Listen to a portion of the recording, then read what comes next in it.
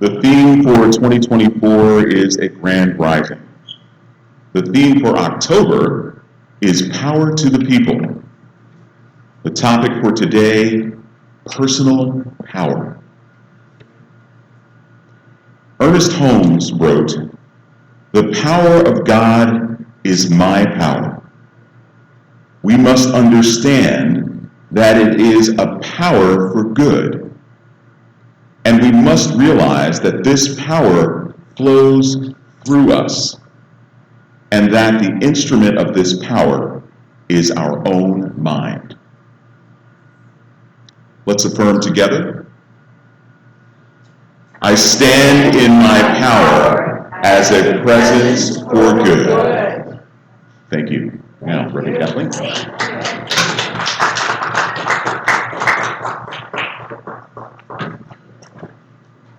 Yes, yes, yes. Power for good.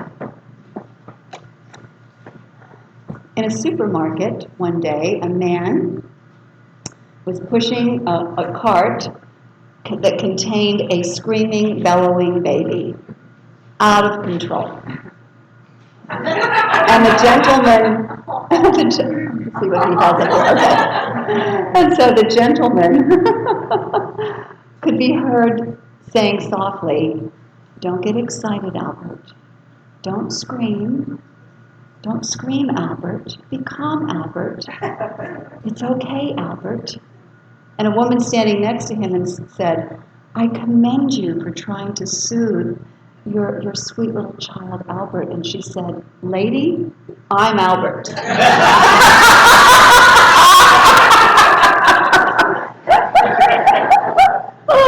So Albert was using his personal power, right, to be the kind of father that he wanted to be. There's so many different ways that we can use our personal power. And the thing that stood out for me as I was contemplating this idea of power is that our so-called personal power is what? It's actually the power of God flowing through us. So it's our individualized expression of that, and I guess that's why you call it personal, but ultimately it is the allness of divine power that is ever unfolding in, through, and as us, whether we're doing it consciously or not, using it consciously or not. And so it's a mighty act of creation that we are engaged in 24/7.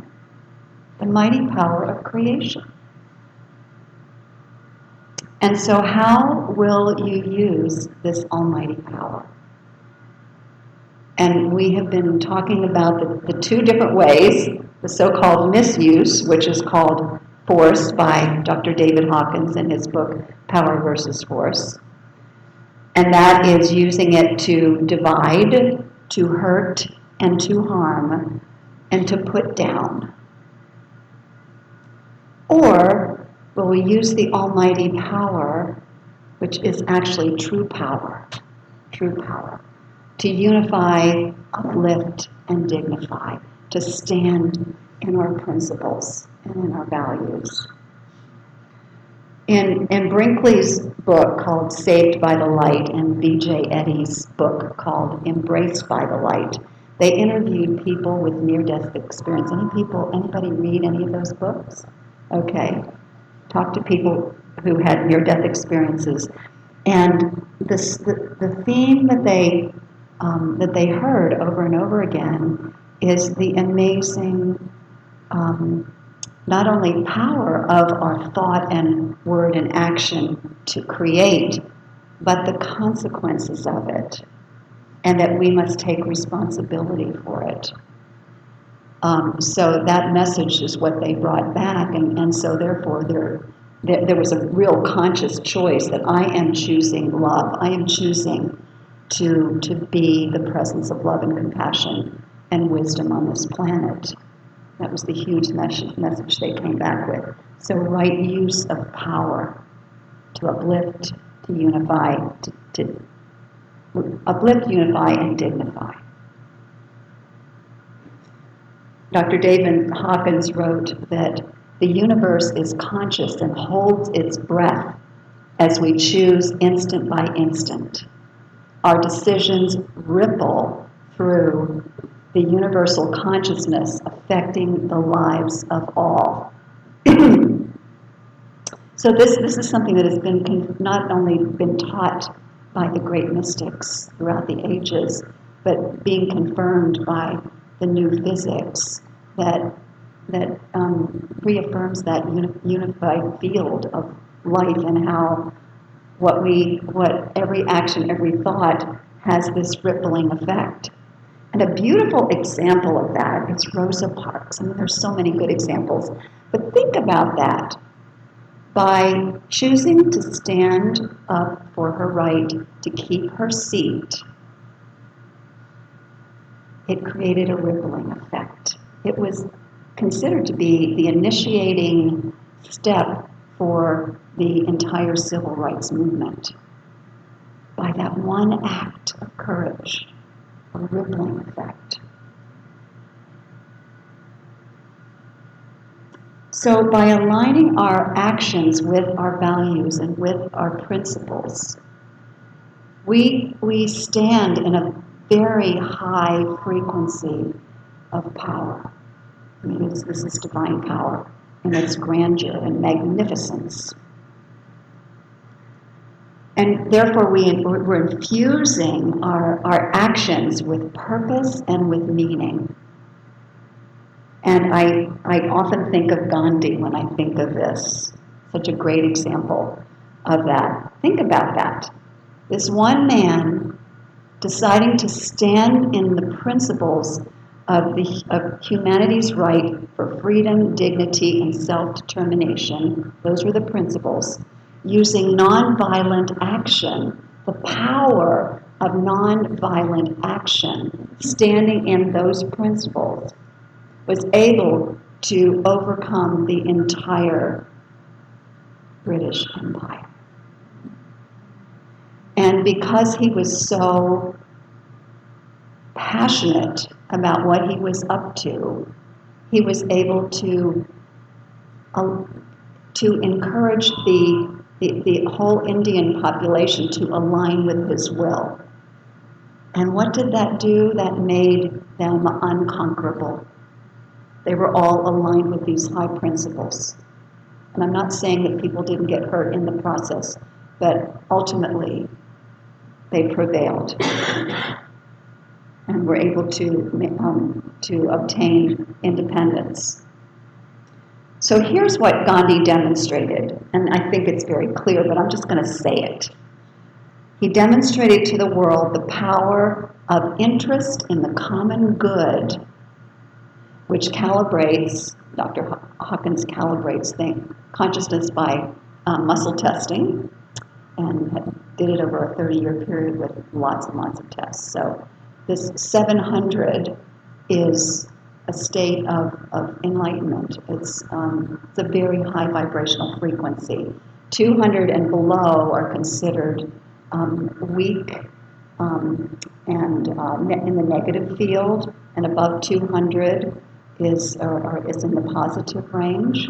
So his stance, his consciousness, his willingness to do what was necessary and to stand by these principles elevated him to this very high frequency of consciousness and his entire movement. And colonialism's self-interest calibrated at 175. So even though they had all the weapons and all of that kind of thing, their calibration was very weak. It was in the negative range, and so this 700 movement, 700 level movement, was able to overtake it. Nelson Mandela did the same thing, and I'm sure you can think of countless others who have stood in their principles and prevailed. And sometimes it takes a while. I'm not going to say that it always happens instantaneously, but it prevails. And it's important for us to continue to remember that if we ever feel discouraged by what we see going on in the world, in our nation, in the world, is that we get to be the bearers of these high principles. We get to be the bearers of these high principles.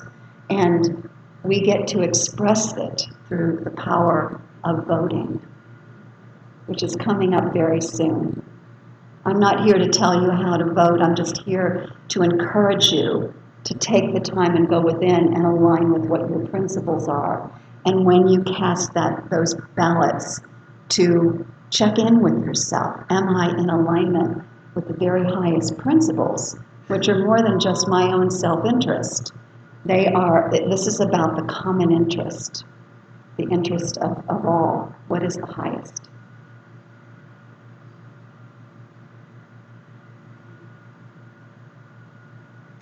And so then how? How can we be sure we're aligning with the highest principles and truly aligning with the highest use of our power? Thy will be done. That's what I remind myself. There are actually two things. Thy will be done.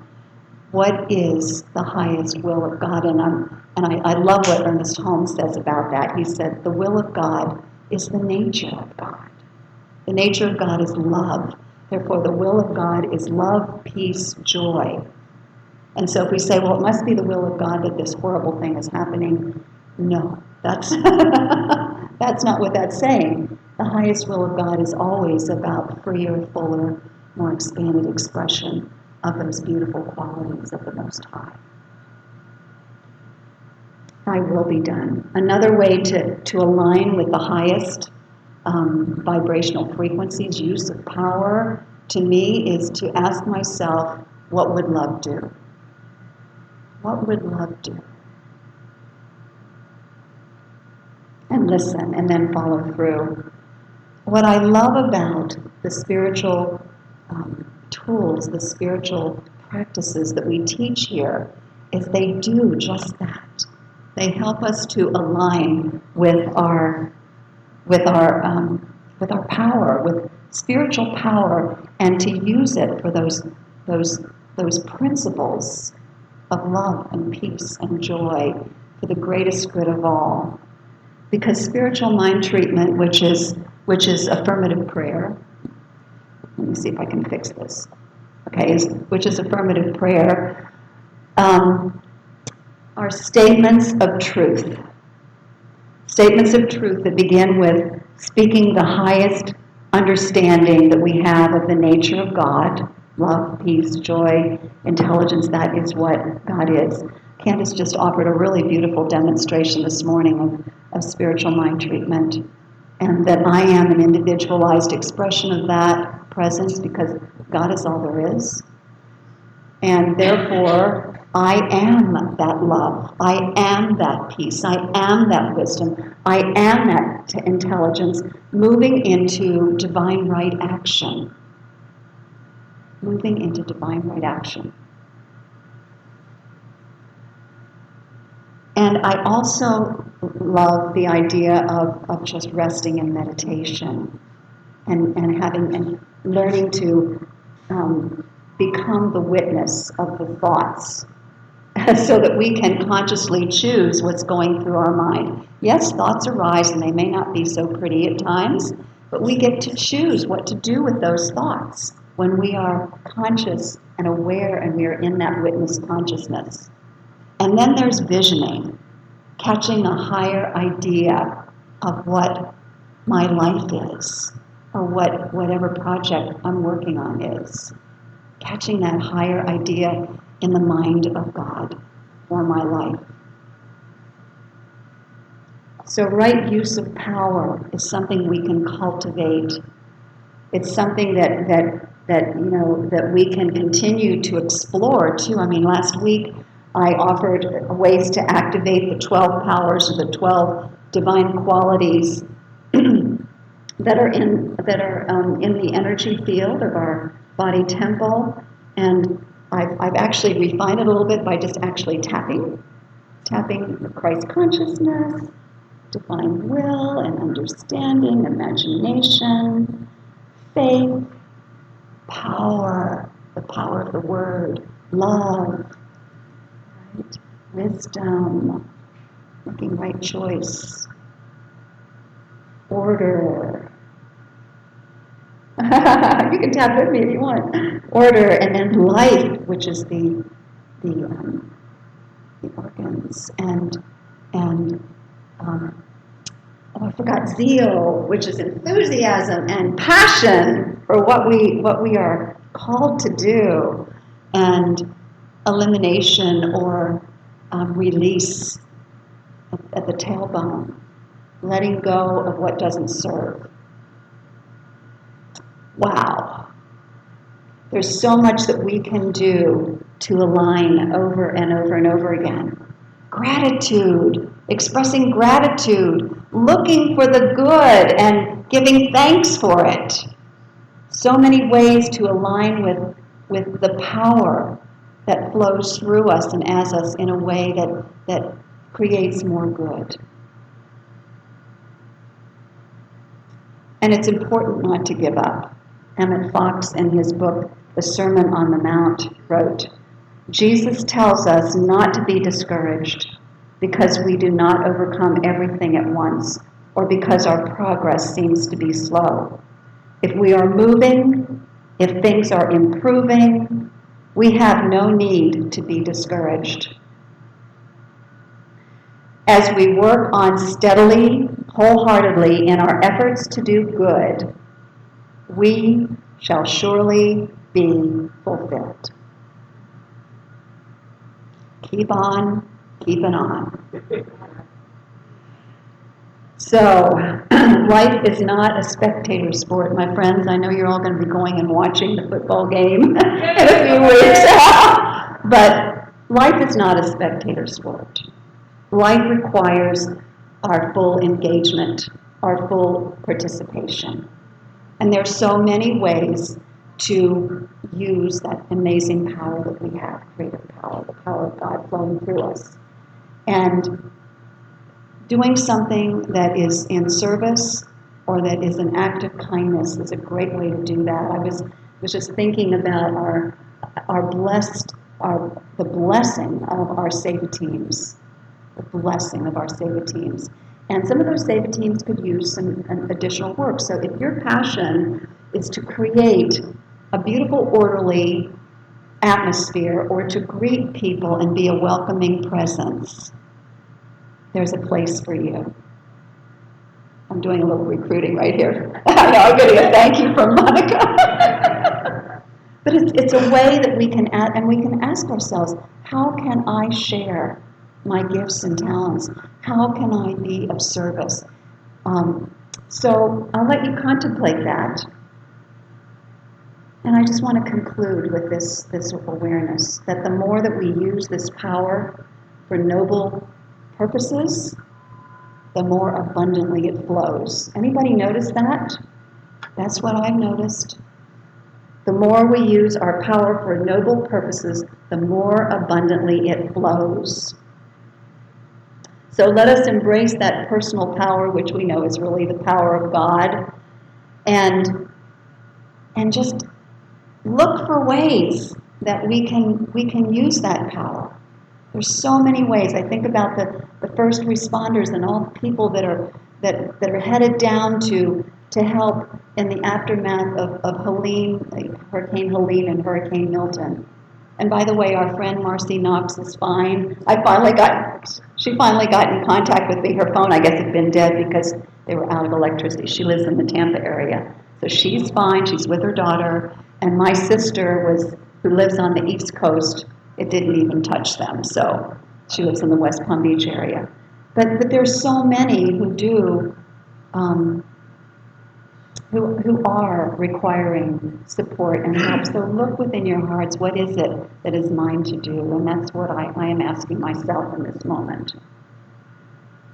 So as we do this, as we fearlessly use acts of service and kindness for the greater good, as we choose to uplift others, as we choose to leave a lasting positive imprint on the fabric of life, we are involved in this huge rippling effect that goes all over the planet, lasting, permanent, good in the world. So let's do it! And so it is. And now Sharon. Now the flesh